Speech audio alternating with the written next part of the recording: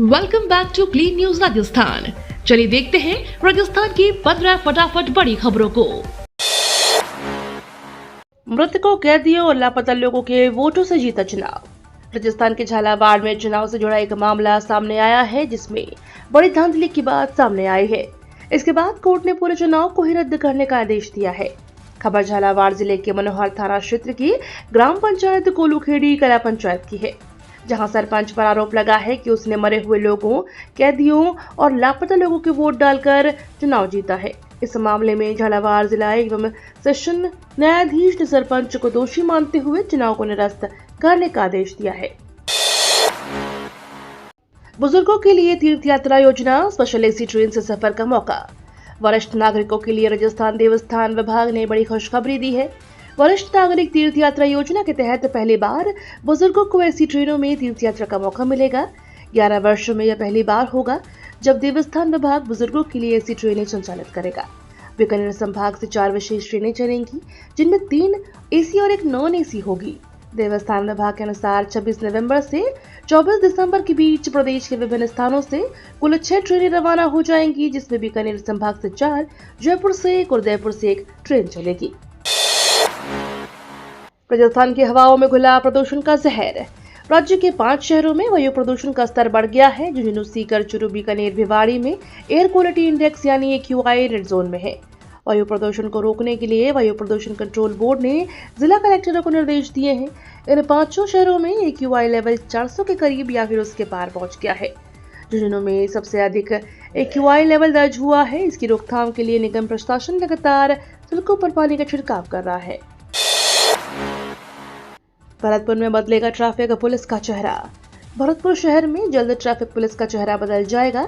1 दिसंबर से वर्ष 2018 बैच के पुलिस कार्मिकों के जिम्मे ट्रैफिक पुलिस का जिम्मा होगा। नई खेप की तैनाती होगी। वहीं ट्रैफिक में तैनात पुराने दस्ते को पुलिस लाइन व थानों को भेजा जाएगा। चुस्त दुरुस्त ट्रैफिक व्यवस्था के लिए SP मृदुला कच्छावा ने फैसला लिया है। सभी 65 ट्रैफिक कार्मिकों को चेंज किया जाएगा। नई टीम की नई वर्दी सिलकर तैयार हो गई है। नई टीम की पुलिस लाइन में प्रशिक्षण अंतिम दौर में चल रहा है। यात्रियों की सुरक्षा के लिए रेलवे लगा रहा कवच। ट्रेन एक्सीडेंट को रोकने के लिए सभी ट्रेनों में कवच प्रणाली लागू करने की प्रक्रिया जारी है। राजस्थान में कोटा से इसकी शुरुआत हो चुकी है। इसके लिए 10,000 किलोमीटर रेल रूट पर कवच लगाने की तैयारी की जा रही है। इसके अलावा शेष रेल रूट, लोकोमोटिव और 8,000 स्टेशनों के लिए भी निविदा प्रक्रिया शुरू की जा रही है। इसमें कलर लाइट सिग्नल प्रणाली, electronic interlocking, panel interlocking, automatic block signal प्रणाली जैसे अपग्रेडेशन के बाद अब अत्याधुनिक स्वदेशी प्रणाली से निर्मित कवच प्रणाली पर कार्य किया जा रहा है। JEE एडवांस 2025 में बदलाव, अब सिर्फ 2 ही अटेम्प्ट मिलेंगे। देश की सबसे प्रतिष्ठित इंजीनियरिंग प्रवेश परीक्षा ज्वाइंट एंट्रेंस एग्जाम एडवांस में सोमवार को एक बार फिर से बड़ा बदलाव किया गया। परीक्षा को एक बार फिर 3 की जगह 2 अटेम्प्ट कर दिए गए। ज्वाइंट एडमिशन बोर्ड की बैठक में निर्णय लिया गया है कि इसमें हजारों छात्रों की उम्मीद को झटका लगा है। गौरतलब है कि इसी माह अभ्यर्थियों की मांग पर अटेम्प्ट की संख्या बढ़ाई गई थी। जानकारों के अनुसार ज्वाइंट एडमिशन बोर्ड ने अटेम्प्ट कम करने के संबंध में प्रेस रिलीज जारी कर दिया है। इसके अनुसार शुक्रवार को बोर्ड की बैठक हुई, जिसमें 2013 के पहले की पात्रता और मानदंड को बहाल कर दिया गया है। हनुमान बेनीवाल ने कर दिया आर पार की लड़ाई का ऐलान। राजस्थान के जोधपुर में हुए अनीता चौधरी हत्याकांड की गुत्थी अभी तक सुलझी नहीं है। इस मामले में पुलिस गुलामुद्दीन से पूछताछ कर रही है, लेकिन माना जा रहा है कि वह सारी झूठी बयान दे रहा है। इसी वजह से पुलिस कोर्ट से पॉलीग्राफी टेस्ट कराने की इजाजत मांग रही है। लेकिन दूसरी ओर अनीता चौधरी हत्या मामले में परिवार लगातार CBI जांच की मांग को लेकर धरना दे रहे हैं। इससे पहले हत्या के 2 हफ्ते बाद अनीता की लाश का अंतिम संस्कार किया गया। अब इस मामले में हनुमान बेनीवाल फ्रंट पर आ गए हैं और परिजनों के साथ खड़े होकर सरकार के खिलाफ आर पार की लड़ाई का ऐलान कर दिया है। हनुमान बेनीवाल सोमवार को जोधपुर पहुंचे, जहां उनके समर्थकों का हजूम लग गया। वहीं हनुमान बेनीवाल ने सरकार को चेतावनी देते हुए कहा कि अगर मामले की CBI जांच नहीं हुई तो परिजनों की मांग है कि मुआवजा नहीं दिया गया तो हम 2 लाख लोगों के साथ सड़क पर उतरेंगे और सरकार की ईंट से ईंट बजा देंगे। SI भर्ती 2021 पर राजस्थान हाईकोर्ट का बड़ा आदेश। हाई कोर्ट ने पुलिस उपनिरीक्षक भर्ती परीक्षा का पेपर लीक होने के मामले पर सोमवार को जवाब के लिए नोटिस जारी कर भर्ती से संबंधित आगे की प्रक्रिया पर फिलहाल यथास्थिति बनाए रखने का आदेश दिया है। कोर्ट ने सोमवार को भर्ती पर जवाब के लिए प्रमुख गृह सचिव के जरिए राज्य सरकार, पुलिस महानिदेशक, राजस्थान लोक सेवा आयोग सचिव, स्पेशल ऑपरेशन ग्रुप के अतिरिक्त महानिदेशक व 2 प्रशिक्षु उपनिदेशकों को नोटिस जारी करने का आदेश दिया।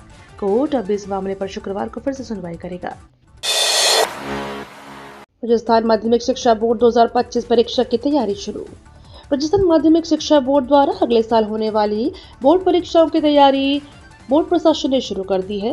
बोर्ड की बैठक में राजस्थान के करीब 6000 से ज्यादा परीक्षा केंद्रों में संवेदन, अतिसंवेदन और नकल के मामले आने वाले परीक्षा केंद्रों को बदलने की तैयारी माध्यमिक शिक्षा बोर्ड प्रशासन ने शुरू कर दी है। वहीं छात्रों के परीक्षा केंद्र उनके निवास स्थान से नजदीक हों, इस पर भी चर्चा की गई। माध्यमिक शिक्षा बोर्ड के सचिव कैलाश चंद्र शर्मा ने जानकारी देते हुए बताया कि 2025 बोर्ड परीक्षा के लिए केंद्र निर्धारण का काम किया जा रहा है। कांग्रेस के राष्ट्रीय सचिव के विवादित बयान पर राजस्थान की गरमाई सियासत। कांग्रेस के राष्ट्रीय सचिव और पूर्व विधायक धीरज गुर्जर के बयान को लेकर राजस्थान में सियासत गर्मा गई है। बीजेपी ने धीरज गुर्जर को उनके बयान को लेकर जमकर घेरा। धीरज ने जूते मारकर काम करवाने वाले बयान पर बीजेपी प्रदेश अध्यक्ष मदन राठौड़ से कहा कि यह बयान दुर्भाग्यपूर्ण है। ऐसे लोगों को बेनकाब करना चाहिए। जनता को भी निर्णय करना चाहिए कि राजनेताओं का व्यक्तित्व कैसा होना चाहिए। उन्होंने कहा कि वे राजनीति को किस दिशा में लेकर जा रहे हैं। क्या दादागिरी और गुंडागर्दी की राजनीति चलेगी? बीजेपी प्रदेश अध्यक्ष ने कहा कि कोई आदमी पुलिस संरक्षण से अपराधी को छुड़ा कर ले जाए तो क्या गुंडागर्दी के बाद राजनीति चलेगी? या कोई जूते मारने की बात करे तो ऐसी राजनीति चलेगी क्या? गुंडागर्दी की राजनीति चलेगी या नीतिगत राजनीति चलेगी?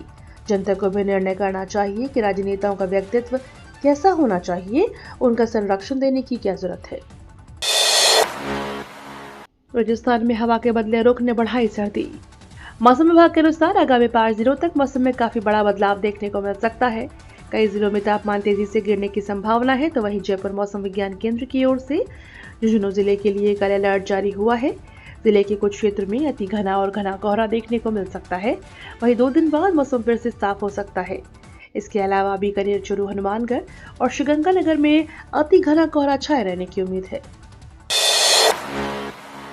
9 दिन में 3 सगे भाई बहनों की मौसमी बीमारियों में मौत।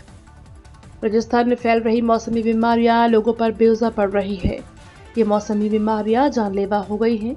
सिरोही जिले के काकिदा गांव में मौसमी बीमारियों के कारण 3 सगे मासूम भाई बहनों की मौत हो गई। इनके 3 और सगे भाई बहन अस्पताल में भर्ती है। अब यह मामला तूल पकड़ते जा रहा है। उसके बाद चेती स्वास्थ्य विभाग ने सिरोही पीएमओ और उनके इलाके की आंगनबाड़ी कार्यकर्ताओं को नोटिस थमाए हैं। एक ही परिवार के 3 बच्चों की मौत से पूरा काकिद्रा गांव सहमा हुआ है। इस गांव में घर घर में मौसमी बीमारियों के मरीज तड़प रहे हैं। बच्चों की मौत मलेरिया से होने की आशंका जताई जा रही है। जीएसटी का नया नियम लागू, किराएदार भी आए दायरे में। देश भर में रिवर्स चार्ज मैकेनिज्म लागू हो गया है। आपको बता दें, ऐसा पहली बार होगा जब किराएदार को भी जीएसटी चार्ज देना होगा। अभी तक मकान मालिक रिटर्न में बताता था कि वो भवन का मालिक है और उससे मकान को किराए से देने पर कितनी आय हो रही है। इसके लिए मकान मालिक को जीएसटी में रजिस्ट्रेशन कराना पड़ता था, लेकिन अब नए नियम के तहत मकान मालिक के साथ किराएदार को भी जीएसटी में रजिस्ट्रेशन कराना होगा। इस पर करीब 18% जीएसटी लगेगा। जापान को 3-0 से हराकर भारतीय महिला हॉकी टीम ने सेमीफाइनल में बनाए जगह। भारतीय महिला हॉकी टीम ने राजगीर में खेले गए अपने आखिरी ग्रुप मैच में जापान को 3-0 से हराकर महिला एशियन चैंपियंस ट्रॉफी 2024 के सेमीफाइनल में जगह पक्की कर ली है। दूसरे हाफ में नवनीत कौर और दीपिका के गोलों ने भारत को शानदार जीत दिलाई। भारत आज सेमीफाइनल में एक बार फिर से जापान के साथ सामना करेगा। साल 2025 की शुरुआत में जारी होगा पीएम किसान योजना की 19वीं किश्त। देश में पीएम किसान योजना के तहत अब तक 18 किश्तें जारी हो चुकी हैं। अक्टूबर 2024 में पीएम मोदी जी ने इस योजना के तहत किसानों के खाते में 2000 रुपए की राशि डीबीटी के जरिए जारी की थी और अब साल 2025 के शुरुआती महीने में ही किसानों को यानी कि जनवरी माह के लगभग 2000 रुपए की राशि डीबीटी के जरिए पीएम किसान योजना के तहत जारी होने वाली है। इससे पहले जिन किसानों के खातों में केवाईसी न होने के कारण स्कीम को राशि नहीं मिल रही थी, वो लोग जल्द से जल्द केवाईसी की प्रक्रिया को पूरी कर ले ताकि वो इस योजना के तहत मिलने वाली राशि से वंचित न रहे। ये तो थी राजस्थान की बड़ी खबरें। रोजाना सबसे पहले अपडेट पाने के लिए क्लीन न्यूज राजस्थान को अभी सब्सक्राइब करें।